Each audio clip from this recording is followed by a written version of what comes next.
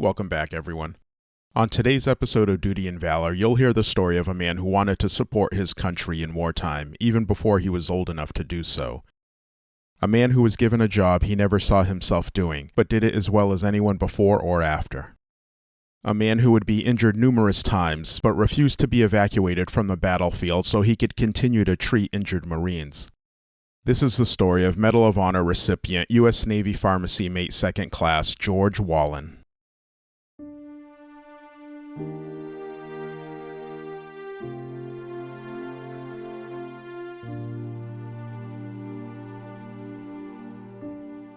George was born in Ogden, Utah on August 8, 1924 to parents Albert and Doris Wahlen. His family was devoutly Mormon and his parents had a major influence on the man that George would become. His family raised him with a strong work ethic, and at an early age George would take on the role of a man much older in years. At the age of 17, he was already leading 5 other aircraft mechanics as a crew chief in the United States Army Air Corps. As World War II was starting, George wanted to enlist, but his father didn't agree with the decision and refused to sign his enlistment paperwork. But when George turned 18, he no longer needed anyone's approval, so he volunteered for the draft.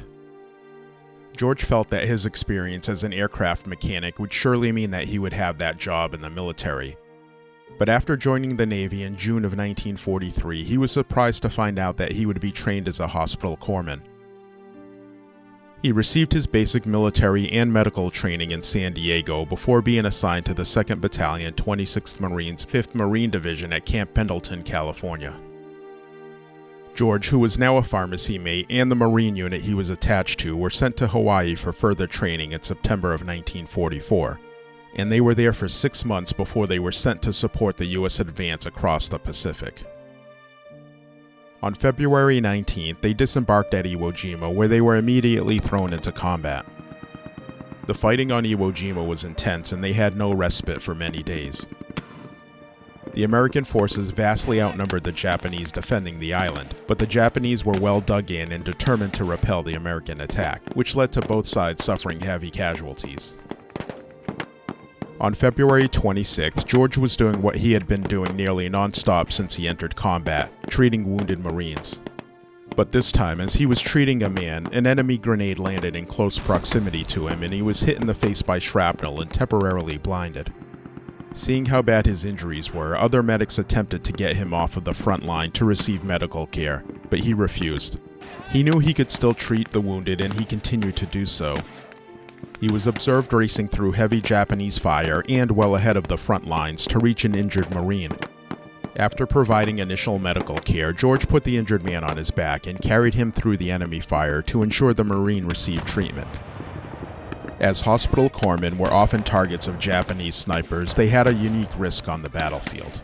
And on this same day, the corpsman of a nearby unit fell dead to enemy fire, so George raced to treat the injured men of that unit.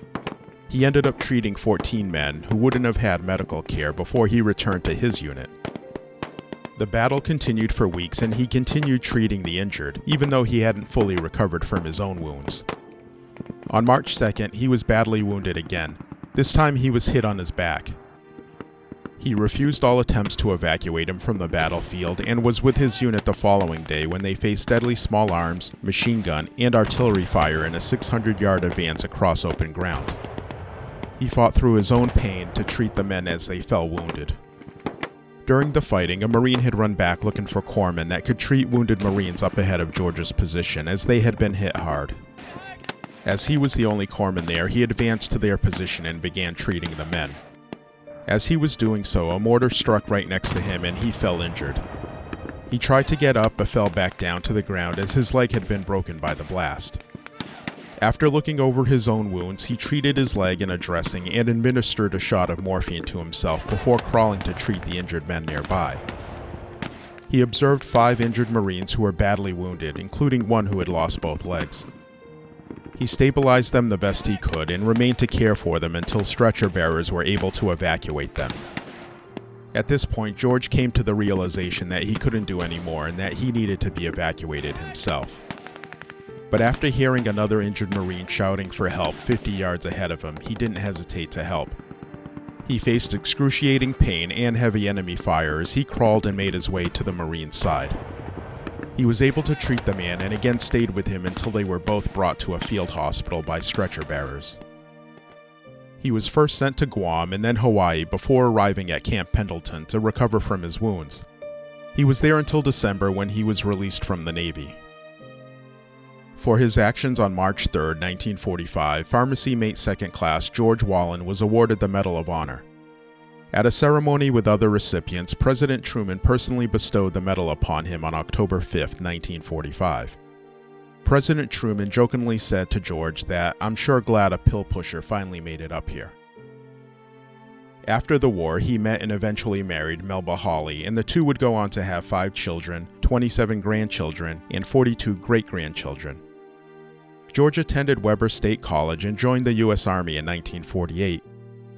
He held different medical roles and served during the Korean and Vietnam Wars until his retirement after 20 years in the Army at the rank of Major.